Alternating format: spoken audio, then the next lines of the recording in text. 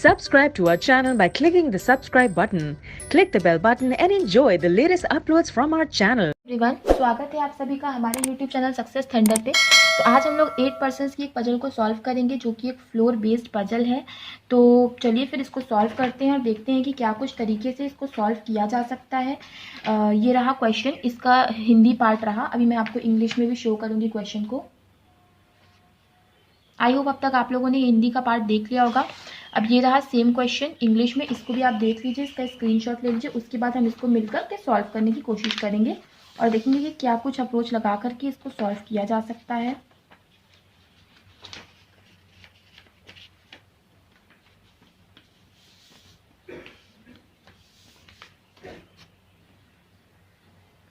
I hope अब तक आप लोगों ने देख लिया होगा। तो चलिए अब देखते हैं इसको सॉल्व करने का तरीका, देखते हैं किस तरीके से इसको सॉल्व किया जा सकता है। तो देखिए यहाँ पे क्वेश्चन में लिखा है कि 8 पर्सन्स हैं जो कि एक 8 फ्लोर की बिल्डिंग में रहते हैं, ठीक है। और क्या है, in such a way ground floor is numbered as 1 and the top floor is numbered as 2। Sorry, top floor is numbered as 2 नहीं, top floor is numbered as 8 होना चाहिए। ये थोड़ा सा मिस्टेक हो गया है। Each person has different number of books, सभी पर्सन के पास अलग अलग नंबर ऑफ बुक्स है। All number books are in increasing order from bottom to top, सारी की सारी जो किताबें हैं वो इंक्रीजिंग ऑर्डर में है बॉटम से लेकर के टॉप तक। That means a person have lowest number of books on first floor and the person who has highest number books lives on 8th floor. मतलब कि जिस पे पर्सन के पास सबसे कम किताबें हैं वो फर्स्ट फ्लोर पे रहता है और जिसके पास सबसे ज़्यादा किताबें हैं वो कहाँ रहेगा, 8th फ्लोर पे रहेगा। One who has maximum number of books has not more than 40 books, मतलब कि जो मैक्सिमम नंबर ऑफ बुक्स है वो 40 से ज़्यादा नहीं है, मतलब 40 से कम है, ठीक है। जिसके पास मैक्सिमम नंबर ऑफ बुक्स है वो 40 से कम ही होंगी। अच्छा, only 3 persons live between D and E, D और ई के बीच में कितने पर्सन्स रहेंगे, 3 पर्सन्स रहेंगे। E who has less number of books than D, E जिसके पास डी से कम किताबें हैं। तो अगर ई के पास डी से कम किताबें हैं तो मतलब डी कहीं ना कहीं ऊपर रहेगा, क्योंकि यहाँ पे बोला गया है कि जिसके पास जो 8th फ्लोर पे रहेगा उसके पास ज़्यादा किताबें हैं, जो फर्स्ट फ्लोर पे रहेगा उसके पास कम किताबें हैं, ठीक है। मतलब कि सभी लोग जो इंक्रीजिंग फॉर्म में, जो ऑल द बुक्स जो है, सभी जो बुक्स हैं, जो किताबें हैं वो इंक्रीजिंग फॉर्म में है ना। मतलब फर्स्ट फ्लोर वाले के पास कम किताबें हैं और जो ऊपर उसके ऊपर जैसे जैसे जाते जाएंगे उसके पास ज़्यादा किताबें हैं। तो मतलब जिसके पास कम किताबें होंगी वो नीचे रहेगा, जिसके पास ज़्यादा किताबें होंगी तो वो ऊपर रहेगा। अब यहाँ बोला है कि ई जिसके पास कम किताबें हैं डी से, तो ई के पास कम किताबें हैं डी से, मतलब ई जो है डी के नीचे भी रहेगा। आई होप कि आपको समझ में आ गया होगा। F has 4 more books than D, मतलब डी के पास जितनी भी किताबें होंगी उसमें आप 4 जोड़ दीजिए तो आपको एफ की किताबें मिल जाएंगी। F has 4 more books than D, मतलब डी के ऊपर कौन आएगा, एफ आएगा, ठीक है। तो मतलब एफ आएगा, डी आएगा, ई आएगा, कुछ इस तरीके से बनेगा, ठीक है। G lives on an odd number floor and just half number of books than C, मतलब सी में अगर आप डिवाइड बाई 2 कर दोगे, सी के पास जितनी किताबें उसमें आप डिवाइड बाई 2 कर दोगे तो आपके पास कितनी किताबें निकल आएगी, जी की किताबें निकल आएंगी, जो कि एक ऑड फ्लोर पे रहता है, ठीक है। आई होप आप समझ गए होंगे कि जी जो है वो किसी ना किसी ऑड नंबर फ्लोर पे रहता है, उसके पास जो किताबें हैं वो सी की आधी हैं, सी के पास जितनी किताबें उसकी आधी किताबें हैं किसके पास, जी के पास, ठीक है। B has number of books which is square of an odd number, B के पास जो किताबें हैं वो किसी न किसी ऑड नंबर का स्क्वायर है, ठीक है। बी के पास जो किताबें वो किसी न किसी ऑड नंबर का स्क्वायर है। Just 5 time of the books A has, मतलब ए के पास जितनी किताबें हैं उसका 5 गुना करिए तो आपके पास बी की किताबें आ जाएंगी, ठीक है। ए के पास जितनी किताबें उसका 5 गुना अगर आप करोगे तो आपको बी की किताबें मिल जाएंगी। E has number of books which is square of an even number, E के पास जो किताबें हैं ये किसी इवन नंबर का स्क्वायर है, ठीक है। E has number of books which is square of an even number. More than 3 persons are living between F and A, ठीक है। एफ और ए के बीच में मोर देन 3 पर्सन रहेंगे, more than 3 persons are living in between F and A. Only 1 person lives between H and G, H और G के बीच में कितने लोग रहेंगे, केवल 1 पर्सन रहेंगे। G who has 8 books less than H, G के पास जो है वो 8 बुक एच से कम है, मतलब एच के पास ज़्यादा बुक होंगी। एच की बुक में से अगर आप 8 बुक माइनस कर दोगे तो आपको जी की बुक मिल जाएगी, ठीक है। G who has 8 books less than H. G जिसके पास एच से 8 बुक किताबें कम है। C has more books than F and B, C के पास एफ और बी से ज़्यादा किताबें हैं। ठीक है, सी के पास ज़्यादा किताबें हैं किससे, एफ से भी और बी से भी। C has more books F and B than F and B. F has 20 books more than E, F के पास जो है, एफ के पास किताबें ज़्यादा है ई से, कितनी, 20 किताबें। मतलब ई की किताबों में अगर आप 20 किताबें और जोड़ देंगे तो आपको एफ की किताबें मिल जाएंगी। F has 20 books more than E. H has 3 books more than B, B की जो किताबें हैं उसमें आप 3 जोड़ दो तो आपको एच की किताबें पता चल जाएगी। ठीक है, H has 3 books more than B, B के से आप 3 बुक, बी के पास जितनी भी किताबें उसमें आप 3 किताबें और जोड़ दीजिए तो आपके पास एच की किताबें आ जाएंगी। ठीक है, तो यहाँ से देखिए क्वेश्चन खत्म होता है। अब हमारे पास ये अरेंजमेंट है। चलिए हम इसको फिक्स करने की कोशिश करते हैं। 8 सबसे पहले, 8 फ्लोर है। अभी हम धीरे धीरे इसको फिक्स करते रहेंगे। अब हमारे पास देखिए इतना फाइनल अरेंजमेंट निकल के आया। अब हमें इसी में से बनाना है। चलिए देखते हैं कैसे बनाते हैं। देखिए क्या बोला है कि बी के पास जो है, बी के पास जो किताबें हैं, देखिए सबसे पहले तो ये बोला है कि जो मैक्सिमम नंबर ऑफ किताबें हैं वो कितनी है, वो 40 से ज़्यादा नहीं है, मतलब 40 से कम ही होंगी। मतलब 8वें फ्लोर पे जो रहेगा उसकी जो किताबें होंगी वो 40 से कम होंगी। अच्छा, बी का जो किताब है वो एक किसी ऑड नंबर का स्क्वायर है और ए का 5 गुना। ठीक है, बी का जो है वो ऑड नंबर का स्क्वायर है और ए का 5 गुना। देखो ऑड नंबर तो एक तो होता है 1 का तो हो नहीं सकता, तो 3 का होगा, 3 का 9 हो सकता है। ठीक है, अच्छा 5 का हो सकता है 25, 7 का होगा 49, लेकिन 49 पे हमें नहीं जाना है क्योंकि मैक्सिमम किताबें जो होंगी वो कितनी होंगी, 40 हो सकती है। तो या तो 9 होगा या तो 25।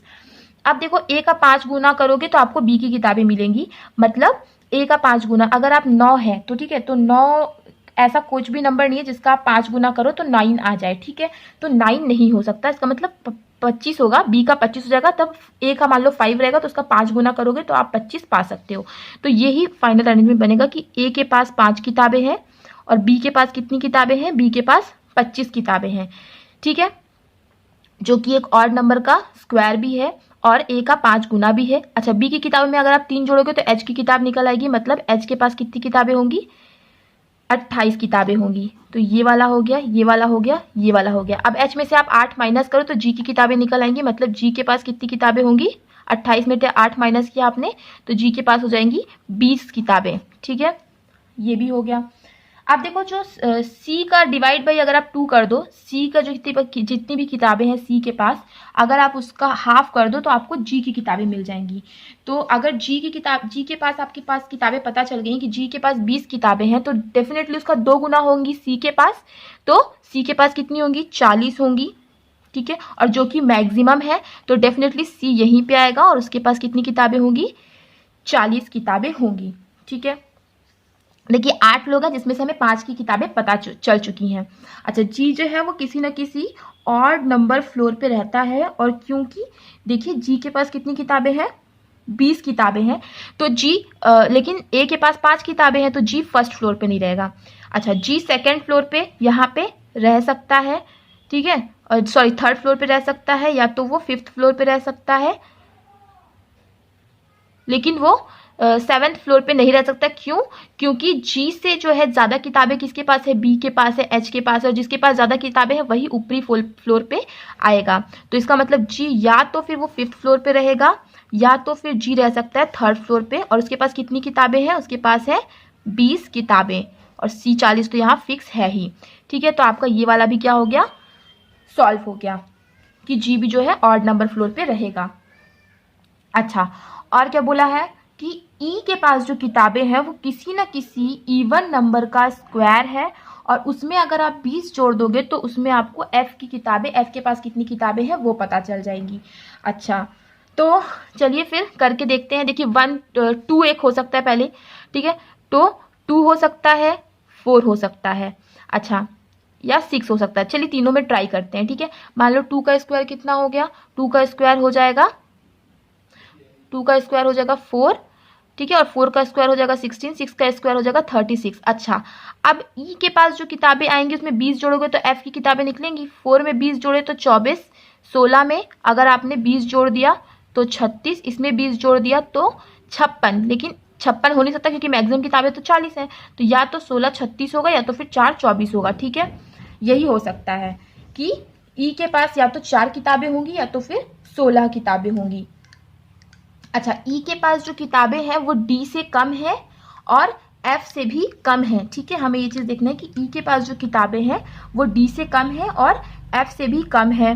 ठीक है, तो अभी हमें डी की और एफ की किताबें सबसे पहले निकालना पड़ेगा। तो देखिए एफ और ए में जो है गैप होगा वो 3 से ज्यादा का गैप होगा, मतलब मिनिमम 4 तो होगा ही होगा। तो क्योंकि ए के पास देखिए 5 किताबें हैं, यहाँ पे हमें थोड़ा सा दिमाग लगाना है, क्योंकि देखिए ए के पास 5 किताबें तो डेफिनेटली वो नीचे आएगा और एफ जो है वो कहीं ना कहीं ए से ऊपर ही आएगा, वो उसके नीचे नहीं आ सकता है। क्यों? इसकी क्या वजह हो सकती है कि एफ जो है वो ए के ऊपर आएगा, क्योंकि देखिए ए जो है वो उसके पास 5 किताबें हैं, अब 5 से कम या तो फिर 4 ही हो सकता है, राइट। लेकिन एक चीज यहाँ पे क्वेश्चन में ये बोली गई कि जो ई है उसका तो E1 का स्क्वायर है, लेकिन ई से ज्यादा किताबें हैं एफ के पास। ठीक है, तो मतलब ई के पास या तो 4 होगा तो 16 होगा और डेफिनेटली इससे ज्यादा ही होगा एफ के पास।